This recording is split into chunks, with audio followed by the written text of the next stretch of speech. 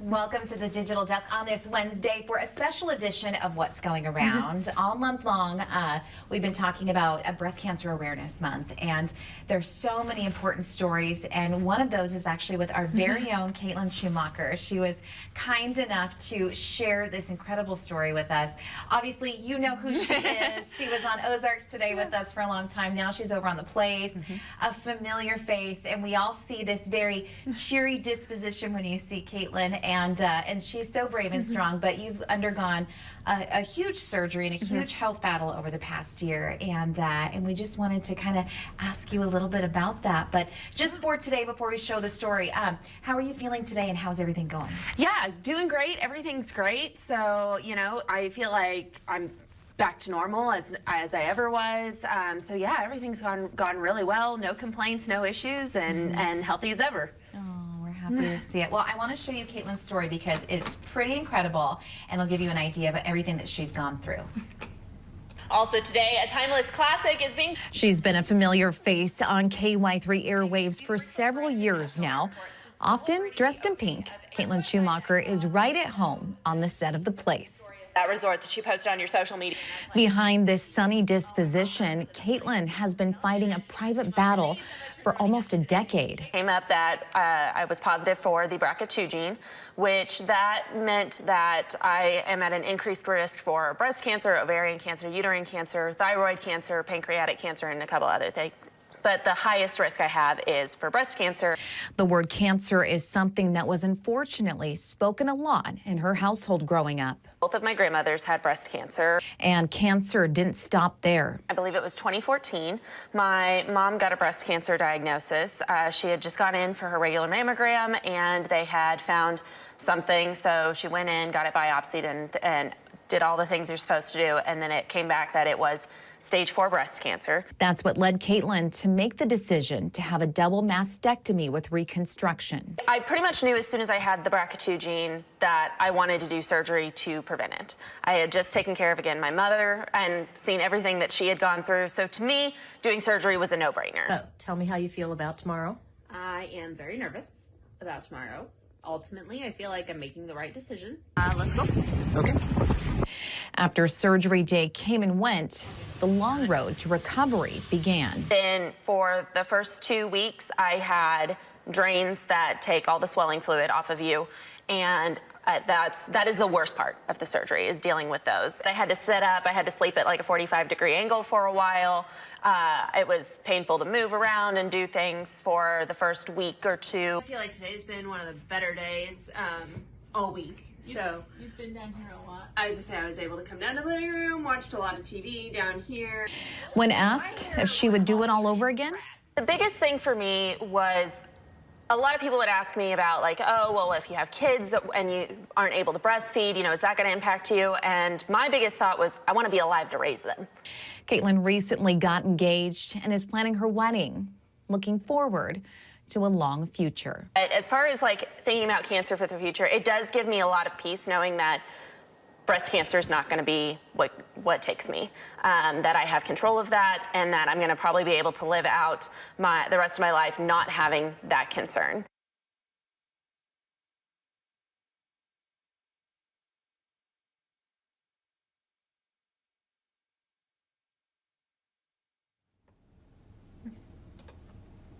So that is Caitlin's story, and obviously the very abridged version. But for folks out there who aren't familiar with the genetic testing and everything you went through just to kind of find out that you had the BRCA2 gene, maybe walk us through that process. Yeah, so after my parents had their diagnosis and went through treatment, both of them are fine now, so and doing great and healthy.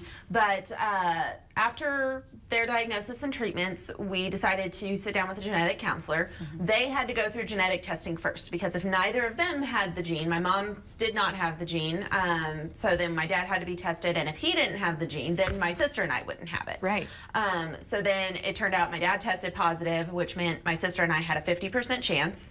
And so then we went into the genetic counselor's office. She went through all the pundit squares to talk about like what our likelihood was and how that worked, and gave us the option of if we wanted to get tested or not. And I was like, absolutely, 100%. Like I want to know.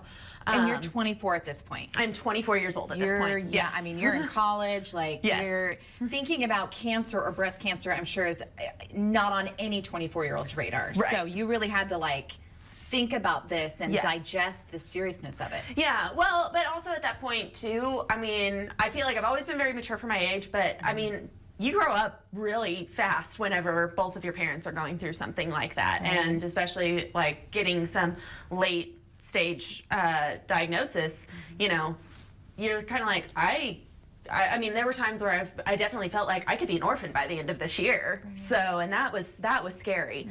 So I had no problem doing the genetic testing. We went in, I just had to spit in a tube. Sometimes they'll do a blood test, but for me it was just a saliva test.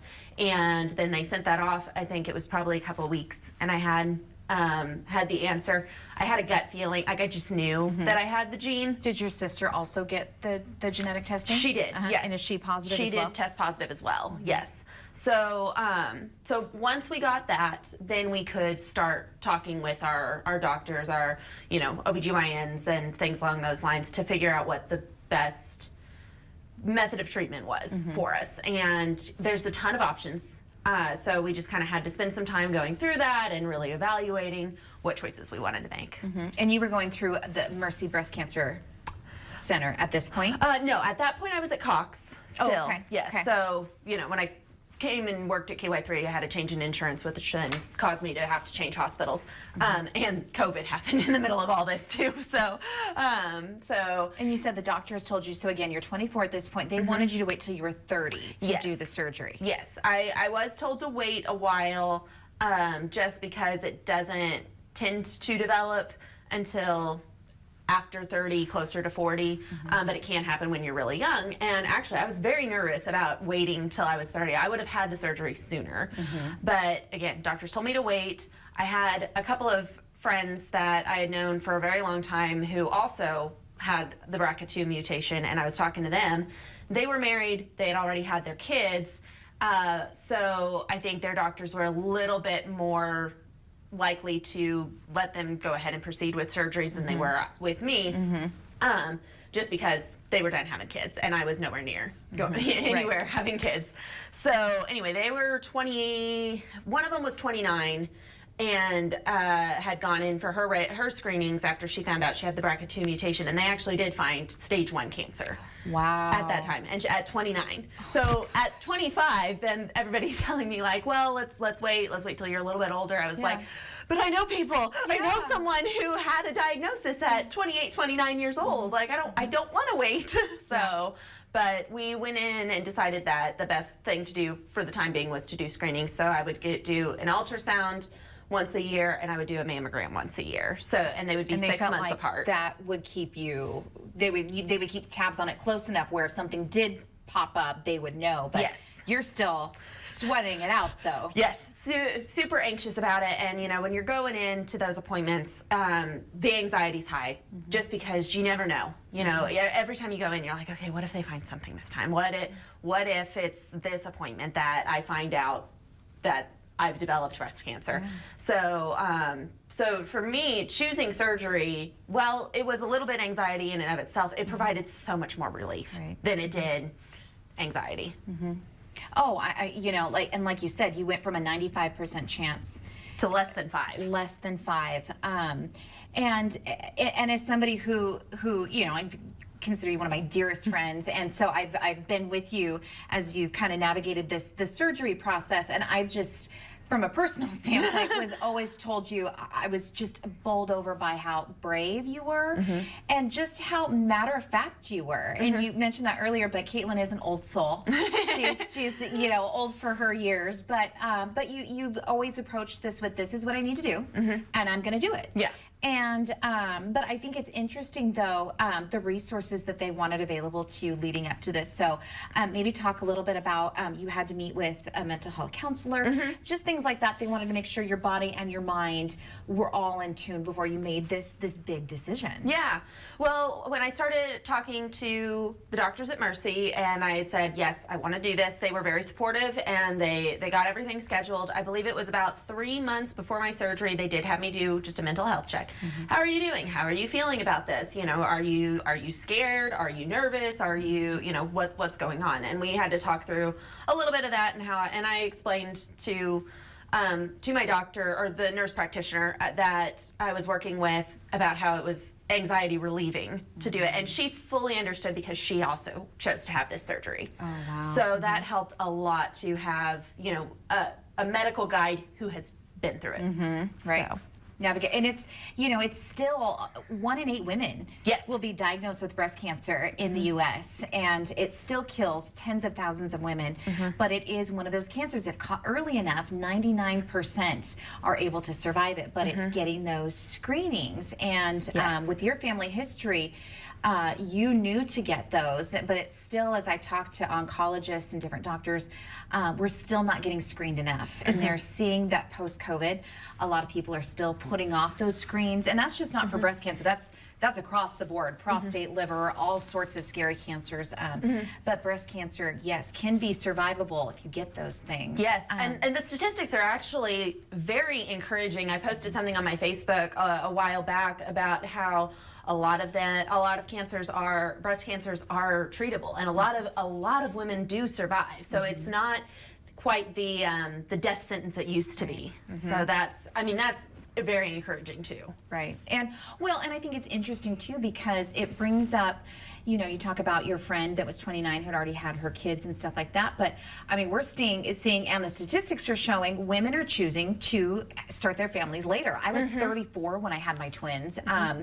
And I would have waited even longer if my husband wasn't 9 years older than me. So I think it's really interesting to, you know, be really proactive about these things because yeah, I mean, you're doing this but you have every intention of starting a family and that's not going to derail that by any means. Nope. So if there's anybody out there who's like, well, I don't know about this because it might, you know, interrupt me having a family. I mean, those are things that are all in your future.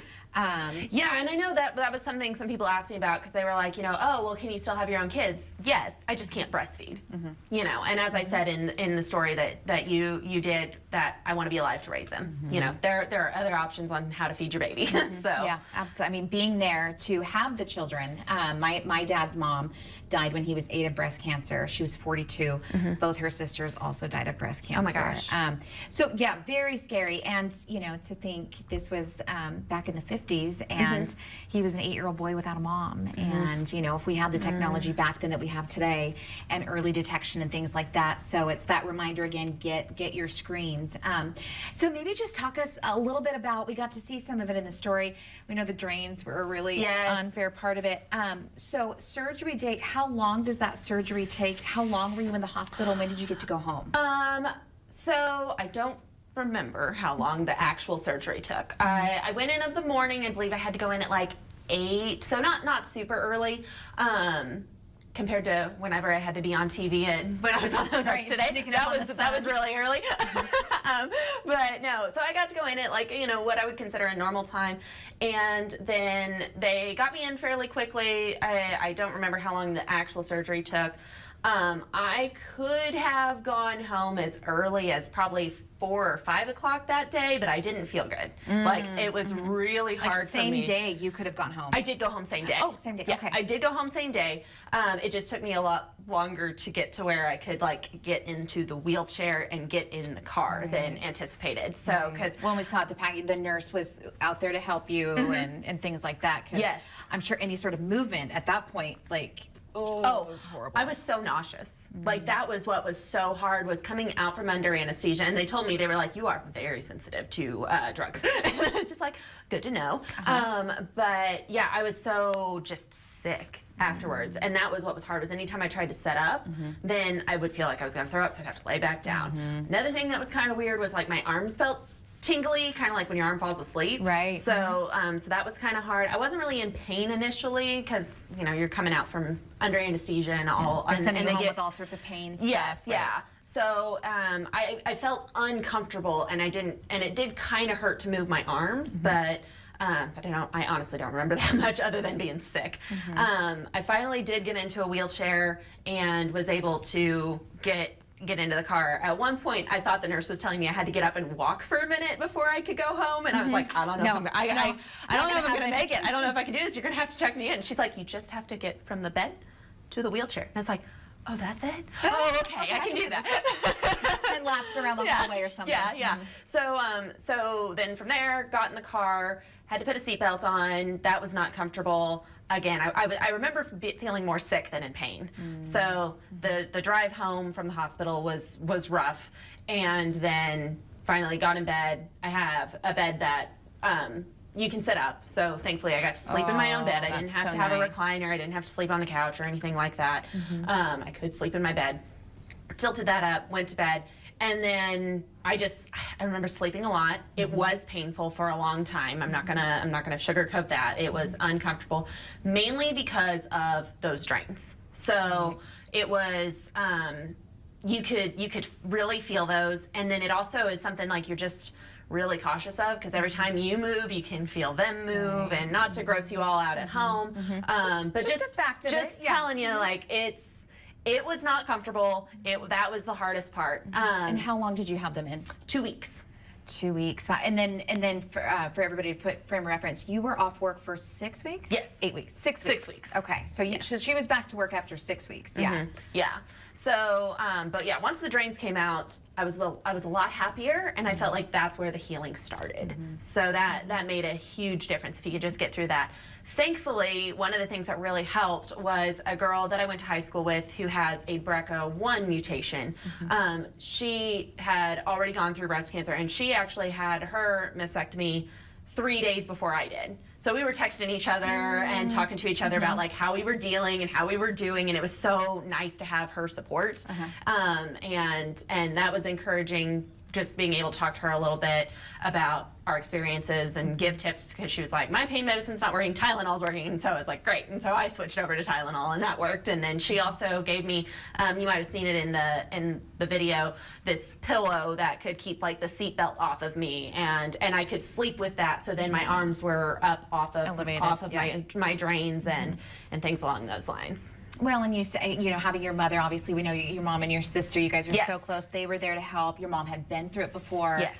So having that support system, your wonderful fiance, Ben, as well. You guys were still kind of new at that point. We were very new at that point. So he was actually so sweet. Whenever we had just started dating, and he was trying to figure out like what we might be able to do at the end of December, Christmas plans and things along those lines. And my surgery had actually got rescheduled. I was supposed to have surgery in December, and then it ended up getting moved to January. But as he was trying to make these plans, we had only been dating for like 2.5, 3 months. So I was like, well, actually, I'm not going to be able to do anything in the end of December. And he's like, oh, why? And I think he was anticipating a breakup of some kind. Like, no, it's not that. And I was like, and I explained the situation to him, and he was like, I'll be there. What do you need? And he was so supportive and so encouraging, and I mean, just the best anybody could ever ask for, especially that early in a relationship. I was fully expecting him to be like, oh, that's heavy. This is a lot. That's a lot. Good luck. But he didn't do that. He was the most encouraging person I could have ever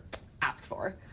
And nitty gritty, if you feel comfortable talking about this, for a lot of people, because I know the surgery itself has progressed. So you did a double mastectomy with reconstruction. So I know back in the day it was just the double mastectomy, you're removing the breast, but now they can in one fell swoop remove and then do a reconstruction and be able to do implants at the same time.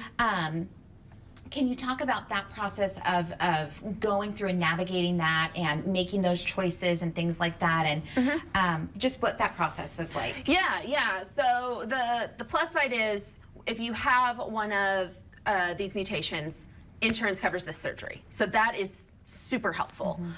You just have to meet your deductible out of pocket. And then there are so many options. That was something that surprised me. I didn't know how many options there were when it came to surgery. You know, you can choose to undergo the mastectomy alone and stop there if you want to. You can do what I did, where it was reconstructive surgery. If you want to change your size, then you can have expanders put in and then do the reconstruction later. And then there's different types of ways that they can do the reconstructive surgery. There's implants, but then they also can do, I forgot what the actual name of it is, but basically they can take fat from your legs or your lower tummy and put that up there, so it's more natural. So there's just so many options out there too, and it's just whatever works best for you. I chose to do it all at once because I didn't want to do more than one surgery. Right. So I got to the point where I was like, you know, no, I want to get it done. I just want to be completely done and not have to schedule another surgery and have to recover again and all that jazz. And I know you talked about, you know, this is something about just having those conversations with your oncologist, your primary care physician, you know, finding a team that can really walk you through and navigate all those choices. Because I mean, I remember being really, when you were talking about this, I didn't know there were so many choices. And that is so nice to have it covered by insurance, because to think about what the cost of something like this, but you know, you undergo something like this, and then you also, you know, want to, at the end of the day, you know, still feel like you're in your body and autonomy of your body and making those choices. So, and I know we've talked about since then, but that you feel good, that you were happy with how it went. Yeah. You wouldn't do anything different. This would be the route that you would do again if given the choice. Yeah, absolutely, absolutely. So, you know, it's one of those things where, like, at the time it felt like forever. The 6 weeks it took to heal before I could come back to work felt like a very long time, especially the first 2 weeks while dealing with the drains. But then I look back on it and it's like, it was only 10, 12 days. Like the first 2 weeks before the drains came out, it was like, They were the really rough ones. yes, Yeah. but again, it was just 10 days. You can, you know, I look back and it's like, you muscled through. It did feel like forever at the time, but it really wasn't that long. And yeah, the worst part to me was I was exhausted. You don't realize how much it takes your body to heal from something like surgery. So I was just, I would just fall asleep all the time. Right. But once I kind of got back into my rhythm and built some strength back up, it was good. I was good to go, and yeah, would do it all over again. Well, can't thank Caitlin enough for coming on the Digital Desk and sharing her incredible story. And I think if there's any one takeaway, it's definitely get your screenings. If you know you have a family history, I know I just talked to Breast Cancer Foundation, the Ozarks, last week. I learned you should test or start screening 10 years before your family member was diagnosed. Okay. So for me with my grandma at 42, at 32, I should have started testing. So I actually have one of my own screenings coming up. But yeah, I mean, just taking control of that, and you know, you took control of your health narrative and said, this is what I'm going to do, and knowing the resources available to you. So Absolutely. but yeah, we're so grateful to Caitlin. You can always follow any of her updates she's doing. She's part of Portrait of Hope this year, campaign for breast cancer awareness, also doing Making Strides as well, the walk. So Yes, lots November 2nd. So join us out at Wilson's Logistics Arena on the fairgrounds. We're going to be out there and celebrating survivors, previvors, and encouraging people who are currently going through breast cancer, and then just continuing to raise money to help those and further research. And I put a link to register for that under this story at ky3.com, so you can get involved if you want as well. So, Caitlin, thank you so much. And of course, we are going to switch this back over to our national feed, because we're going to get ready for the news at 11 with Lee Moody. All right, thank you very much.